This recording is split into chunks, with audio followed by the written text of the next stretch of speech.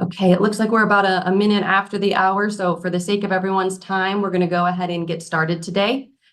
First of all, thank you so much for joining us this afternoon. My name is Gretchen Myron. My pronouns are she, her, and I'm a Director of Inclusion here at the NCAA National Office. We're thrilled to welcome you all to our first summer webinar series about emerging sports, and the very first webinar in that series focused on women's rugby. Today, we are excited to have experts who are currently working on women's rugby at the collegiate level to help share more information with you, answer any questions, and hopefully provide some other takeaways about the great opportunities that the sport can provide on your campus. A few just quick housekeeping things before I turn it over to my colleague to introduce herself. The webinar is being recorded. We will pause the recording for the Q&A at the end, but certainly if you have other questions or need any information, we're happy to answer that. And then the recording will be made available online in the coming weeks afterwards in case you need to hop off early, or if some of your colleagues weren't able to join today. Ash, do you want to go ahead and introduce yourself before I get into some of our other opening slides? Sure, thank you. Hi, everyone. My name is Dr. Ashlesha Lokhande. I serve as the Assistant Director of Inclusion at the NCAA, primary focus on women and gender equity. Excited for you to join us today. I'm sure you have some questions for us, so please use the chat feature to ask your questions. Gretchen and I will be monitoring that, and your questions will be answered at the end of the webinar. With that being said, I'm going to pass it on to Gretchen again. She's going to go over the Emerging Sports Program and the Committee on Women's Athletics. Great. So before we dive into more details specific to rugby, we did want to share a little bit more about the Emerging Sport for Women program. For those of you that aren't familiar, this is a program that was first created in the early 1990s as a way to help increase sport participation opportunities for women at the collegiate level. The goal of the program is to help grow different sports so that they can reach NCAA championship status. 5 sports have transitioned from the program thus far. You can see those on the screen. So rowing, women's ice hockey, women's water polo, bowling, and women's beach volleyball. Women's wrestling is currently in the process of hopefully transitioning, so we should have a 6th here shortly. But the program in the most recent years has provided thousands of opportunities at the collegiate level for women to compete and continue to increase those participation opportunities on campus. The program is overseen by the NCAA Committee on Women's Athletics, which is an association-wide committee. Their goal and oversight with the program is to help provide information on the emerging sports, provide feedback to them, and also help advise the membership as these different emerging sports are moving through the legislative and governance process about their potential to become an NCAA championship sport. So each year, each of the emerging sports provides at least biannual updates to the committee about their progress, about what they're seeing, and then the committee has the opportunity to provide feedback on that. There are currently 6 emerging sports in the program: rugby, as you'll see today, but additionally acrobatics and tumbling, equestrian, stunt, triathlon, and women's wrestling are also emerging sports in the program. Sports do have to apply to the program, and then it is up to each division to add them as an emerging sport and to also make other decisions as the sport gets closer to reaching championship status. So enough about that background. We want to get into the rugby details that you all came for. Ash is going to introduce our first speaker, and then we'll get into some more details. Thank you, everyone. I am going to ask Amy Russer to just come on and say hello. And she's going to be leading the next portion for us. Hello, everyone. Thank you for joining us today. I'm Amy Russert, and I'm the commissioner with the National Intercollegiate Rugby Association that serves as the home of NCAA women's rugby programs currently. Thank you, Amy. I'm going to share a quick video on what rugby looks like. I'm going to give me just a minute. I can't be out there and make you try harder. You've got to try harder on your own. You've got to be able to pick yourself up off the ground, even when you're dying and you're tired and you have nothing left, and find out 1% more. Let's get it!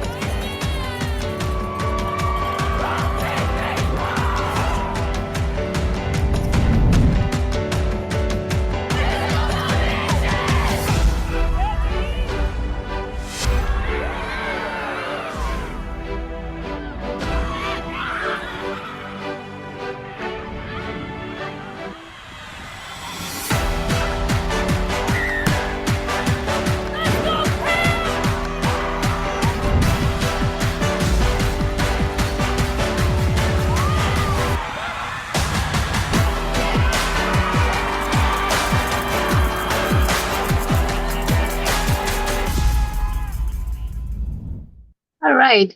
Joining Amy today are also our three panelists. I'm going to give them a chance to introduce themselves, and then Amy will take on over.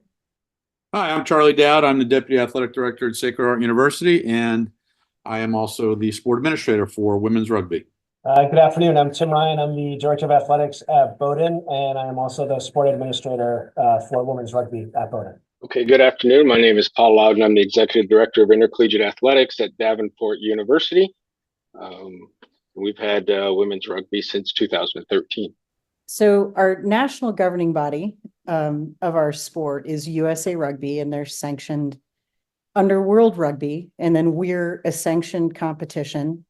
The NYRA competition is sanctioned under both. As I mentioned previously, we're effectively the home of virtually all of the NCAA programs. We do have one that's located on the West Coast that was a member, and for logistical reasons, sort of paused its membership, but hopefully will be rejoining us as we continue our westward expansion.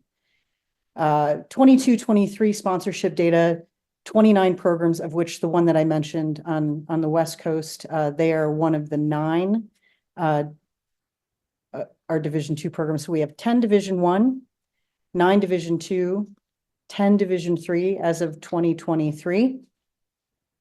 Going into both the 24-25 and 25-26 cycles, we're pleased that we've had 4 institutions announced, so 2 at the Division I level, LaSalle University and Lindenwood University.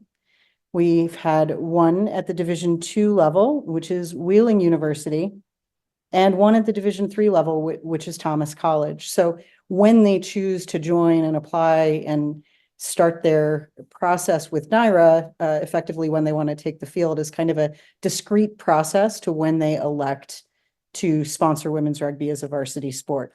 And then certainly we're in ongoing conversations with a host of other institutions as we move forward.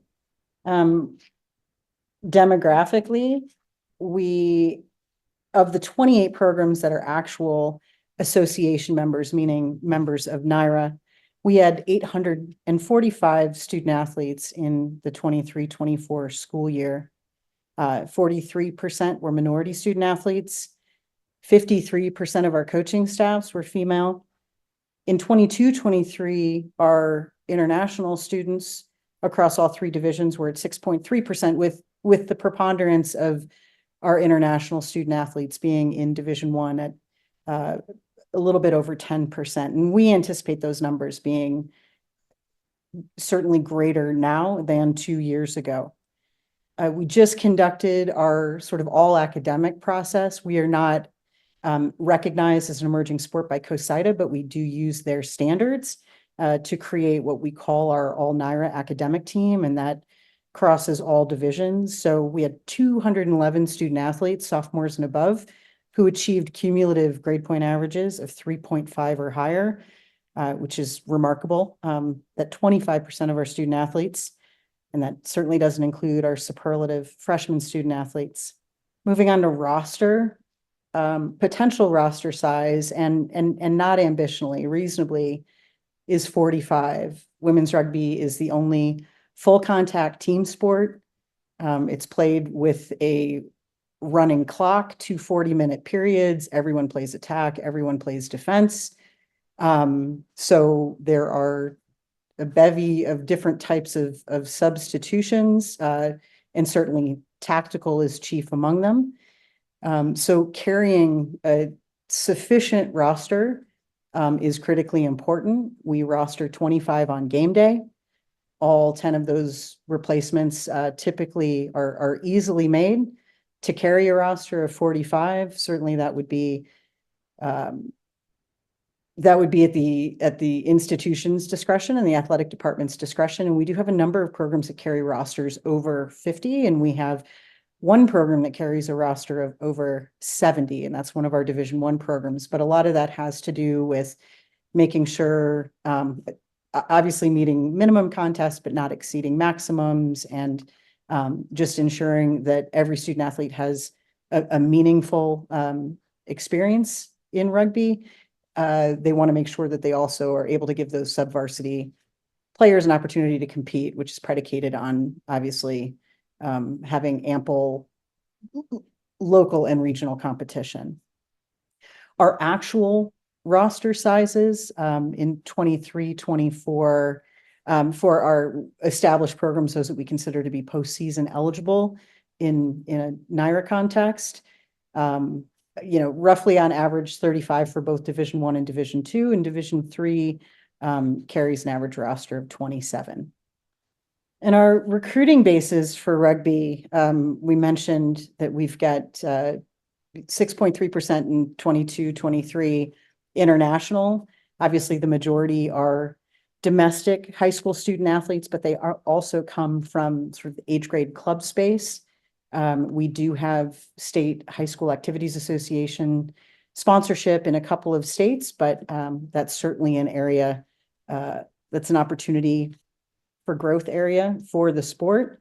But right now we are seeing the preponderance of our recruiting coming out of the high school and age grade club space domestically and internationally. Secondarily, we have a pretty robust crossover student athlete population. The former student athlete featured in the image to the left, that's Alona Mar, TikTok social media sensation from Tokyo Games. She's heading to Paris. She was a high school rugby player. But again, we have a number of athletes, and one will feature later who's also going to be in Paris, was a crossover athlete from 3 other sports. So you can see that a lot of the secondary sports, soccer, basketball, football, wrestling, there are a lot of different skills to leverage, point of contact skills, lifting, jumping, obviously running, the catch pass, all the ball in hand, and kicking is certainly a prominent feature in the game. So our areas, and I say our with asterisks because it's really a collective, it's going to take a village on this one, including with our national governing body, along with our international federation, which is World Rugby. Infrastructure is critically important. NIRA turned its focus to developing infrastructure around referee education, development, ongoing.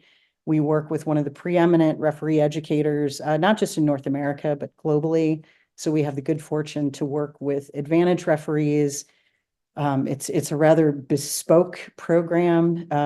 The founder of that organization missionally really believes in what we're doing and wants to support us and obviously work out any kinks as we move towards, achieving 40 programs that pass muster and that hopefully,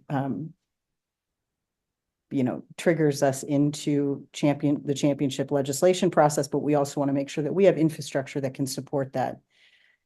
I'm not going to say second to that, but certainly equal to that is coach development and education, sort of 360, also outreach in sort of the broader coaches market in the US is critically important. We will be working on a sort of a bespoke coach education outreach and development program going into this year. And fortunately for us, one of our administrators at one of our institutions also happens to be coincidentally a World Rugby instructor. So we're kind of in a nice position to pilot a program to do something with coaches commensurate to what we're doing in the referee space. Awareness, advocacy and awareness is ongoing. As you may or may not know, rugby's had a footprint on college campuses. If you take a Harvard, for example, their men's program has been on campus for 150 years. There are over 1,100 college and university rugby programs across the country predominantly in the club space. Over 400 of those are women's programs, and many of those have been in existence on college campuses for the better part of 50 years. So it's important from a NIRA perspective and from a national governing body perspective that we're providing educational opportunities so that prospective student athletes, their high school coaches, their school athletic department administrators, and just that the general rugby population and community understands you know, there's a significant difference between those sponsored at the NCAA level and and sort of the vast differences in and among the club programs in the balance of the 300 plus programs. So that is ongoing. And then the last two bullets are really one and the same: age grade and high school participation growth. We can't do that without the help of USA Rugby and without the help of World Rugby. And similarly, any advocacy work that we do with the National Federation is critically important, and we need inclusion there. So that kind of goes hand in glove with the NCAA initiative. What's really exciting is in 21 and 23, the US will be hosting the Men's World Cup in 21 and the Women's World Cup in 23. They know that they have a massive opportunity in the US, and I know that they want to specifically support the men's and women's programs to be highly competitive on that global stage. And so we are looking forward to sort of a ramp up in support from both the national governing body and the International Federation to that end. Here's a quick schematic. We'll give you the competition format. So 15 aside is the World Cup format. That's the primary format that we play in the fall. Rugby sevens is a 7-a-side format. It's the Olympic format, really high paced, 7 minutes a half, 2-minute halftime. 15s is 40 minutes a half and a 10-minute halftime, or that is negotiable. Championship structures, specifically in NYRA at this time, top 4 in each division advance to semifinals. High seed hosts those semis. And all championships, in 2019, we moved to a joint championship platform, which was really exciting. It was a sort of an austerity measure for us, but it was also an opportunity to see if we couldn't create a really phenomenal experience for all 3 divisions to be playing in the same location on the same day, in front of capacity crowds at the venues that we work with, which are our member institutions. Facilities. So there's a quick schematic here. We do everything's metric. Obviously we can make those conversions to yards.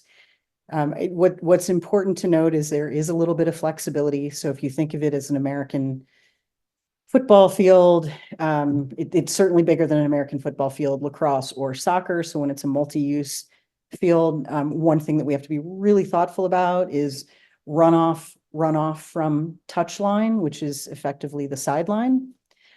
Synthetic or natural surfaces are acceptable. Certainly natural grass is the preferable surface.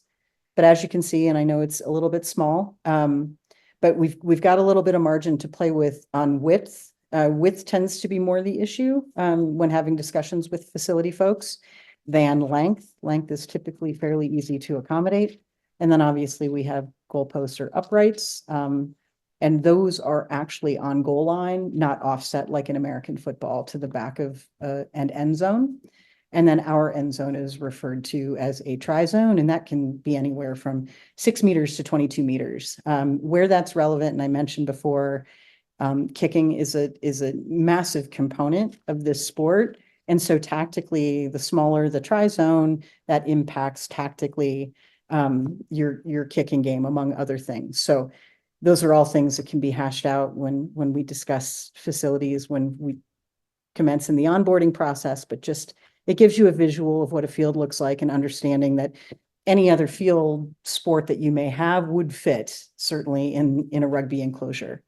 We are trying to conduct an asset survey every 2 years. We're wrapping up our 24 asset survey. So our last good data that's pretty clean is from 22.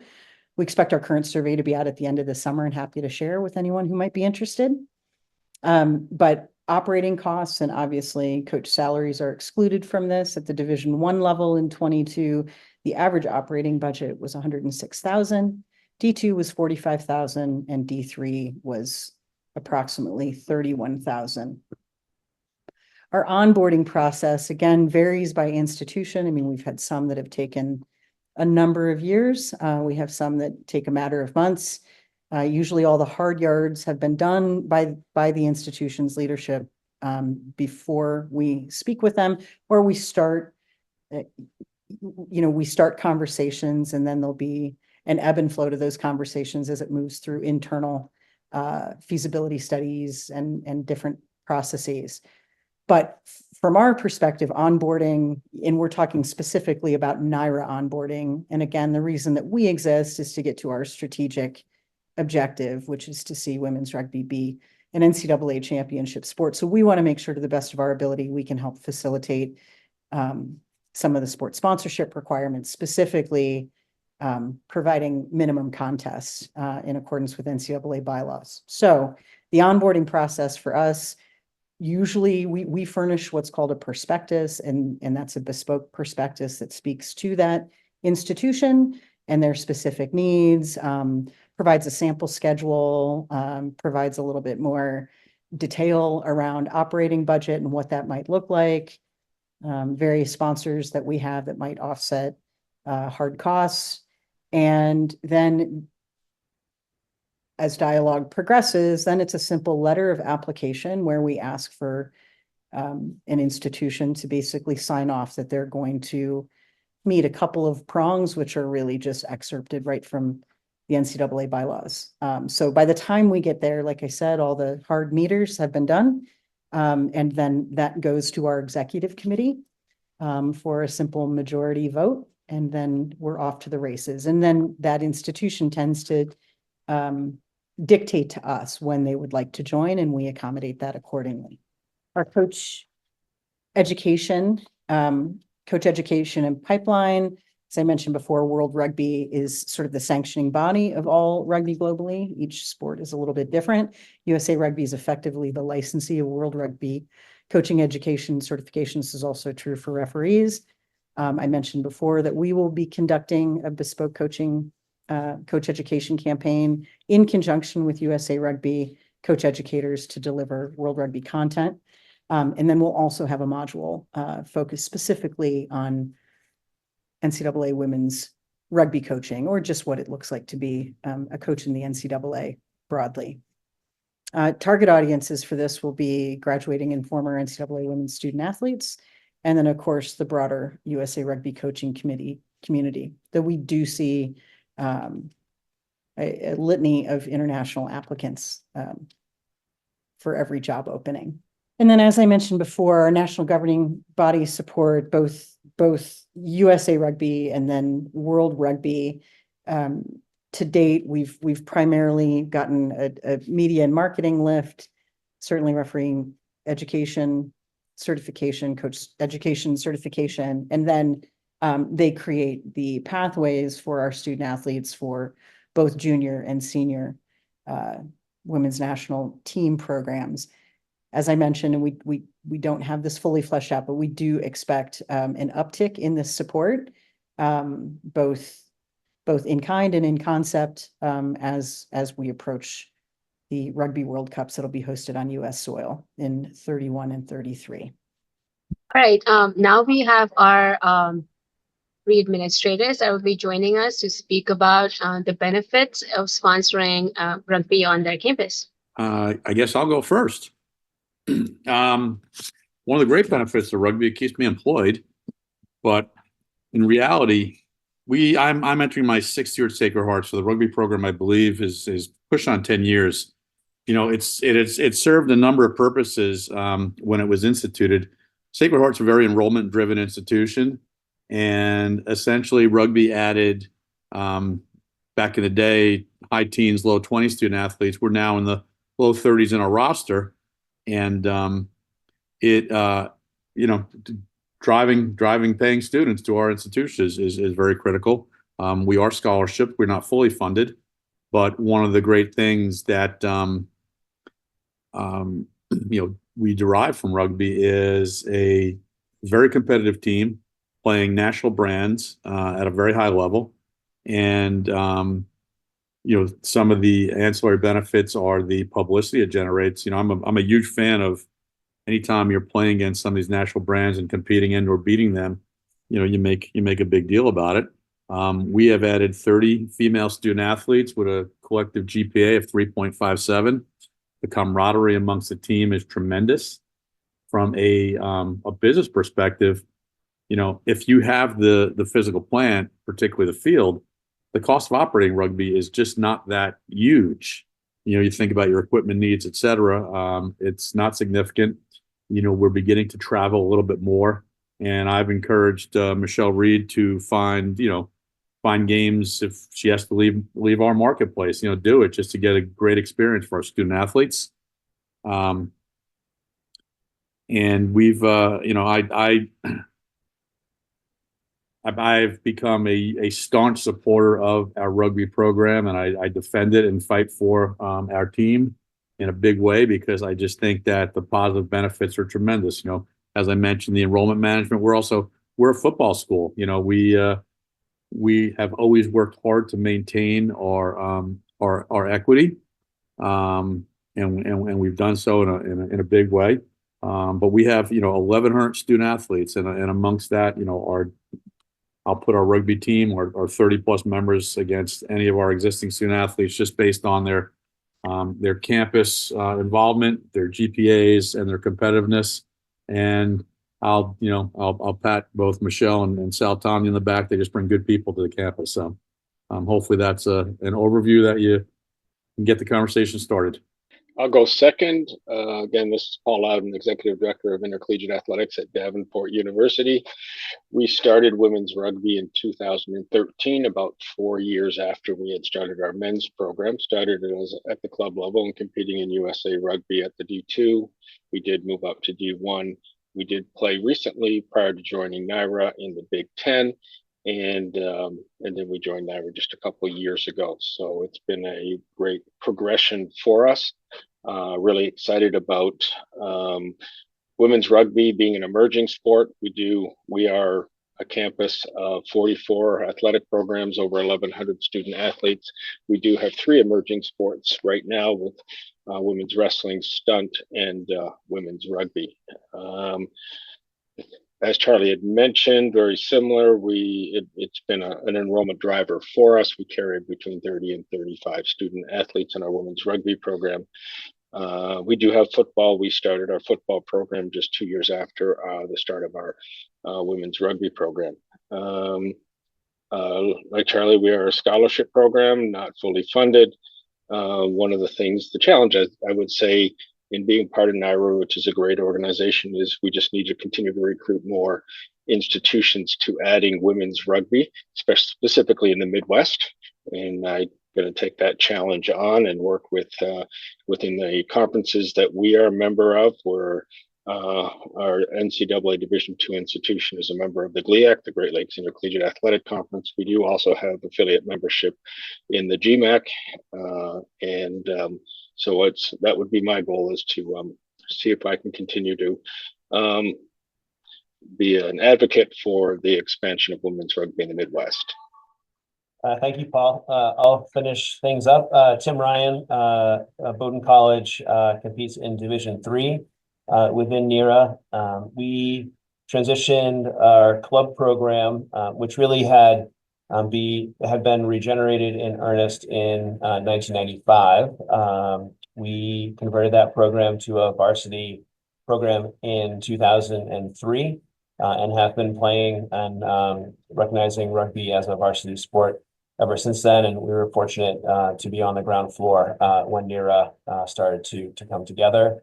I think some of the things that excite us a lot about women's rugby at Bowdoin is that it provides an opportunity for women to compete in a contact and collision sport, which is unique in college athletics. For us, about half of our roster is comprised of people who we actively recruit, and the other half of our roster is comprised of people who are recruited after they arrive on campus. And those student athletes may be women who played another sport growing up and want to continue to have a collegiate athletic experience and are interested in trying a new sport. It also is comprised of women who maybe have never played a sport before. So it provides opportunities to have a competitive team experience and the community and all the benefits that come from that to members of our campus community. So with that, we end up having a culture that's comprised of women from a vast array of experiences, which creates an incredible environment for them to enjoy a collegiate athletic experience. Our experience at Bowdoin has been one where we're probably on a little bit of the higher end of the Division III spectrum in terms of the budget allocation for our program over the last couple of years. That has grown largely, like many on this call probably, has been due to just travel cost increases associated with moving teams around. We play the vast majority of our games within New England, but as a way to expand our reach and to be able to help support the growth of NERA, we've certainly traveled outside of New England as well for contests.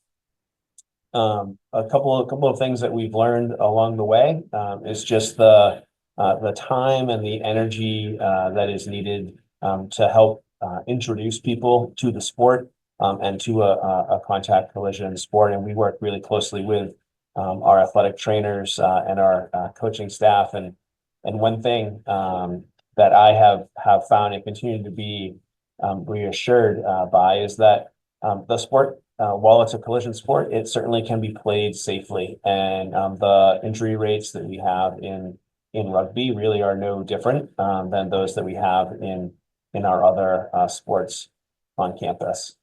So we're really excited about the growth of rugby at Bowdoin. We just built a new facility with lights and seating and a press box to help support our program. And I would be happy to hopefully be able to answer any questions that people may have as we move forward here. Thank you, Tim. I want to give all the administrators an opportunity to answer any questions related to like lessons you learned sponsoring the sport or any other items for schools to consider. So if you want to hop back on again, that would be great. I would say lessons learned. We started out similar to what Tim had mentioned in recruiting, not necessarily rugby student athletes. So it's recruiting athletes from all different sports, which is obviously a different process than if you're recruiting just for a basketball program or things like that. You're recruiting really good athletes, really good students. That has changed a little bit more in recent years as the progression of girls rugby and youth rugby has continued to grow throughout the Midwest. So that was probably in the beginning, one of our challenges is where we're going to get these student athletes from. I would say as well, just in thinking about the transition and moving from being a club program to being a varsity program, is just that transition doesn't happen instantaneously. There are, components of a club team environment, which oftentimes has, some administrative responsibilities that are done by students and things along those lines that just take some time to kind of transition to a more traditional varsity program operating environment. And that may have been unique to Bowdoin, but that was something that we kind of worked our way through for a number of years. It was just making sure that the infrastructure and the level of engagement from an administrative side and thinking about coaches and scheduling and a whole host of different things that met the needs and the expectations of the women in the program. I think both Tim and Paul alluded to it. One of the things that I've seen in our growth in the past couple of years, we initially our coaching staff was scouring campus looking for kids who looked quasi-athletic and asked them they want to be varsity athletes. And while we will still take walk-ons, we have transitioned almost 100% to completely new student athletes, and coming from a variety of sources. One is kids who play high school rugby, which, continues to grow. Two is those athletes that may be athletic, but not quite varsity in their initial sport of choosing, but have the ability to transition to rugby. The other thing that I've learned, and I'll, a lot of times my focus is enrollment management. Playing 15s and 7s gives you the opportunity to have almost separate rosters where they can all compete on the team, but there's just definitely different skill sets that are associated with the two different games, and it has certainly made our roster more athletic and given us the ability to go to these kids. I mean, one of our sources now is powder puff or flag football. While it's a growing sport, it's something where women are in a contact sport and they want to continue doing so. That's been a great resource for us. But the two different formats have really enhanced our roster size as well as our athleticism. Thank you. We are going to move on to the Q&A. So I'm going to ask Gretchen to hop on and help us navigate that. Yes, thank you so much, everyone, for sharing that. We got some questions coming in. Please feel free to keep sending them. But also, in case they have any final takeaways or, a one-line zinger that they'd want to share about women's rugby for our audience today. High roster, low cost. Yeah, I could not be more bullish on sponsoring rugby at an institution. It's an exciting game. It's, from a business perspective, it's terrific. And, I love advocating for it. So I would ditto what Charlie said. It's been an amazing program for us. I've won numerous national championships at the club level and then as well at NARA. It's been great to have them on campus, and it's rare to obviously have this sport just is essentially the same as the men's sport, and it's to watch these athletes compete and how physical it is and how hard they train to be the athletes they are. It's just amazing to watch. So yeah, we're proud of our women's rugby student athletes.